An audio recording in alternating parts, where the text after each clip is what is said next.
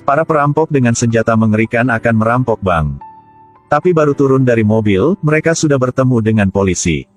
Untungnya, polisi mengetahui situasi saat ini.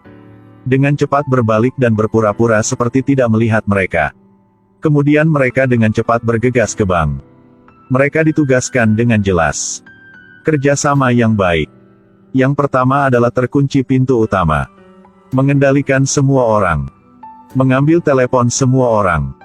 Mengancam Direktur Bank Lisa untuk membuka pintu lemari besi. Tetapi ketika dihadapkan dengan moncong senjata yang hitam, tangan Lisa yang tidak bisa kendali bergemetar. Sudah dicoba beberapa kali tapi tetap tidak bisa dibuka. Seorang bandit marah di belakang. Berpikir dia sedang memperpanjang waktu. Teriakan dan cacian tanpa henti. Pada saat ini, pemimpin bandit di samping melihatnya khawatir. Dan meyakinkannya dengan lembut. Jangan khawatir, bisakah? Ambil napas dalam-dalam dan lanjutkan. Kekhawatiran Lisa perlahan tenanglah sedikit. Akhirnya, kali ini dia dengan berhasil membuka kunci. Pemimpin melangkah maju dan dengan cepat membuka pintu lemari uang. Masuk gudang uang, membuka lagi brankas kecil. Dalamnya penuh uang. Mereka tidak punya waktu untuk menghitungnya dengan benar, jadi mereka memasukkan semuanya ke dalam saku mereka. Saat ini, terdengar ketukan keras di pintu di luar. Para bandit langsung menjadi waspada. Mengambil kesempatan ini, Lisa diam-diam menggunakan kakinya untuk menekan tombol polisi tanpa suara. Tapi ditangkap lagi. Sang bandit marah ingin cepat membunuhnya. Tapi dicegah oleh pemimpin. Perampokan adalah masalah kecil, pembunuhan adalah masalah besar. Dalam perselisihan, Lisa mengangkat kepala dan dengan tidak sengaja melihat tato di leher bandit marah. Sangat cepat. Para perampok mulai membersihkan tempat kejadian dan bersiap untuk pergi. Mereka melepas hard drive di ruang pengawasan. Kemudian masukkan ke oven microwave. Menekan tombol untuk menghancurkannya. Gunakan pemutih dalam jumlah besar. Hapus DNA yang mungkin tertinggal di tempat kejadian. Sebelum pergi, mereka bahkan menculik Lisa. Jika mereka dikepung oleh polisi, Lisa akan disandera. Setelah naik ke mobil, Lisa ditutupi mata. Para bandit melepas kerudung mereka. Sang bandit Reina dengan sifat pemarah ini. Trik kejam. Pemimpin ini adalah otak sekelompok bandit. Sifatnya tidak jahat. Hanya dia yang selalu menyemangati Lisa. Dan meyakinkan mereka akan tidak membunuhnya. Melihat tidak ada polisi mengejar, pemimpin segera biarkan Lisa turun mobil. Tapi Reina sangat marah dengan keputusan pemimpin yang tidak biasa ini. Karena dia melihatnya di ide yang dia ambil. Menemukan Lisa hidup bersama kawasan dengan mereka. Mungkin suatu hari, mereka akan dikenali. Reina ingin langsung membunuh Lisa. Tapi pemimpin itu dengan tegas menolak.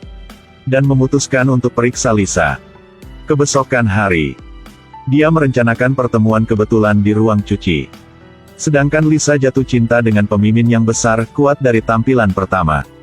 Keduanya mulai berkencan. Lisa juga tidak siap. Berkata dengan pemimpin bahwa dia baru bertemu dengan bandit. Ada juga tato di bagian belakang leher salah satu perampok. Tapi karena takut balas dendam, dia tidak melaporkan petunjuk ini ke polisi. Saat ini dia benar-benar tidak menyadari. Pria jujur dengan alis tebal dan mata besar di depan matanya. Dia adalah pemimpin dalam perampokan itu.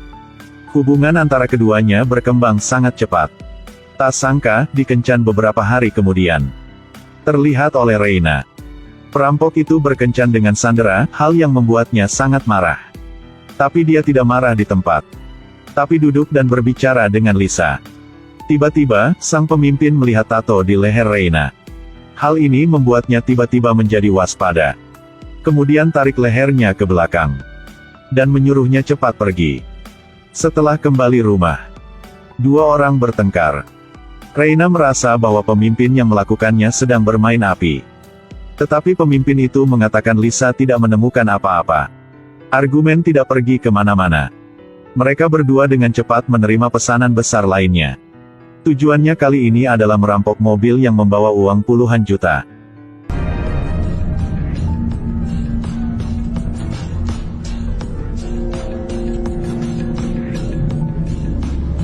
Kelompok perampok ini juga sangat agresif. Di tempat umum, mereka merampok mobil yang membawa uang dengan secara aneh seperti ini. Senjata langsung digunakan untuk merobohkan dua pekerja pengangkut uang. Kemudian mulai menuangkan semua uang ke saku. Tepat pada saat ini, dia mendongak dan melihat bahwa pengemudi dari sebelumnya telah menghilang. Memutar kepalanya untuk melihat, lawannya menodongkan pistol ke kepala rekannya. Letakkan senjata segera, kamu akan mati. Astaga. Kamu seharusnya berada di dalam mobil, bukan di sini. Saat ini bel alarm berbunyi. Mereka hanya bisa cepat lari ke mobil. Mulai dengan gila melarikan diri. Bagian belakang mobil berbelok ke gang sempit. Mobil polisi juga mengejar dengan agresif. Lebih dari itu, semakin banyak. Saat mendekati persimpangan, didorong oleh mobil polisi lebih dari 40 meter. Mobil terpaksa berhenti. Menghadapi pengepungan polisi, mereka tidak takut. Langsung angkat pistol, mulailah menembak dengan marah ke mobil polisi. Di bawah serangan yang kuat ini, polisi hanya bisa bersembunyi. Dalam menembak mobil belum cukup. Langsung keluar. Lanjutkan menembak dengan marah ke arah polisi. Diambil waktu itu. Beberapa orang mereka memulai mobil. Cepat mundur mobil dan bergegas keluar dari pengepungan. Polisi juga merespons dengan cepat. Untungnya teknik mengemudi mereka sangat bagus. Menyebabkan kecelakaan mobil di persimpangan 3 arah. Dengan berhasil mencegah mobil polisi. Tapi setelah itu, sebuah mobil polisi lain terbang secepat anak panah. Beberapa putaran. Tapi tetap tidak bisa menutup celah. Tiba-tiba, sebuah kendaraan off-road menghalangi jalan mereka. Akhir hidup, tidak semuanya. Ternyata rekan mereka hanya melihat mereka dengan cepat turun dari mobil. Satu orang yang bertanggung jawab atas dukungan. Dengan gila menembak ke arah polisi. Seseorang mengisi bensin di dalam mobil. Niat untuk menghancurkan barang bukti.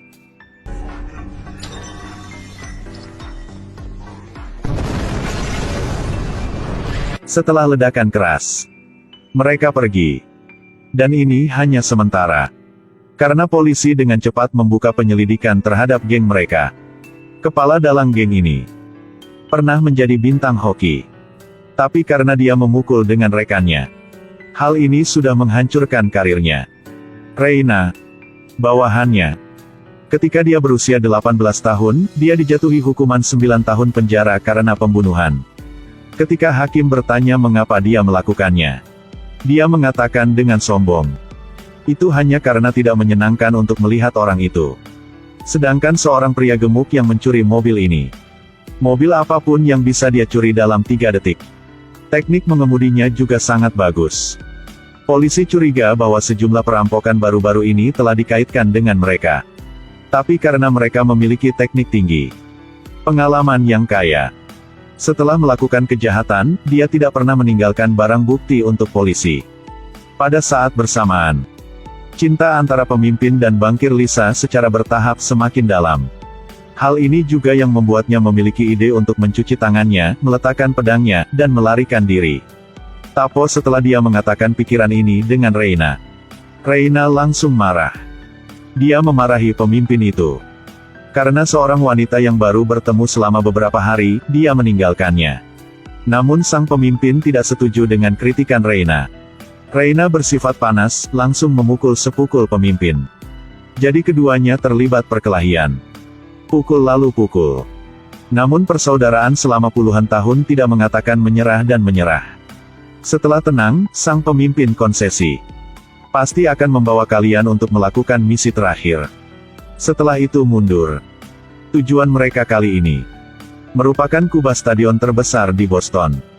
Karena ada beberapa pertandingan besar baru-baru ini. Ada hingga 30 juta di stadion setiap hari. Jadi uang kas di gudang harus minimal 50 juta atau lebih. Tanpa diduga, kedua pria ini memiliki wajah mirip superhero. Selanjutnya ini bukan menyelamatkan dunia. Ini untuk merampok brankas stadion. Pemimpin menggunakan gergaji untuk memotong kunci. Reina menggunakan batang besi untuk mencongkel pintu belakang lemari besi. Berkat pada setelan polisi. Meneriaki penjaga keamanan dengan keras. Apakah orang-orang yang menelepon polisi? Saya mendengar semua orang dirampok. Tim penjaga bingung dan mengungkapkan keraguan tentang identitas sebenarnya dari dua orang ini. Suasana menjadi tegang seketika. Tapi bagaimana orang-orang ini bisa menjadi lawan dari bandit profesional ini? Sangat cepat mereka menyerah. Biarkan mereka berdua yang mengaturnya. Tidak butuh banyak usaha untuk memecahkan tim penjaga ini. Kemudian pemimpin ke gudang uang. Ancam dua orang di dalam, jika Anda ingin aman hidup, cepat buka pintunya. Karyawan di dalam juga menyadari situasi mereka saat ini. Tanpa ragu, dia membuka pintu gudang. Puluhan juta uang tunai ditempatkan dengan rapi. Kedua orang mereka cepat memasukkan uang ke dalam tas besar. Gunakan troli untuk mendorong tumpukan uang keluar. Seluruh proses sangat mudah. Tetapi ketika mereka tiba di tempat pertemuan dengan rekan mereka, pemimpin menyadari di sini tenang sampai aneh. Dia menyadari ada sesuatu yang tidak biasa. Tapi ketika dia melihat keluar jendela, sekali lagi, mereka segera dikepung oleh polisi. Sangat cepat. Kedua belah pihak mulai menembak satu sama lain. Suara tembakan bergema di tempat parkir yang kosong. Pemimpin menyuruh rekannya membuka pintu. Seorang rekannya ingin pergi. Tapi pada saat ini, polisi awalnya sudah menunggu di luar. Mulai dengan panik menembaki mobil.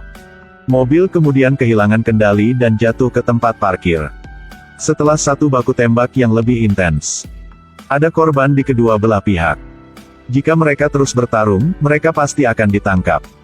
Pada saat ini, pria gemuk yang terluka itu merasa putus asa, tidak ada jalan keluar. Tapi dia tidak ingin masuk ke penjara.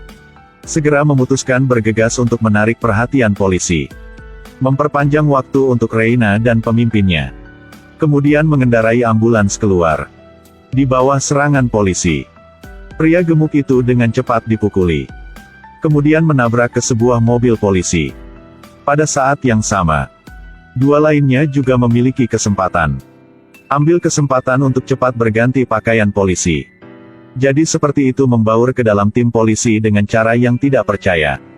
Jadi seperti itu, kedua orang itu tepat di bawah mata polisi, dengan lembut lolos dari pengepungan. Tapi tidak beruntung, Reina baru saja berjalan di jalan ketika seorang polisi menatapnya. Sudah jelas dia telah diekspos. Tembakan lembing harus mengikuti lembing.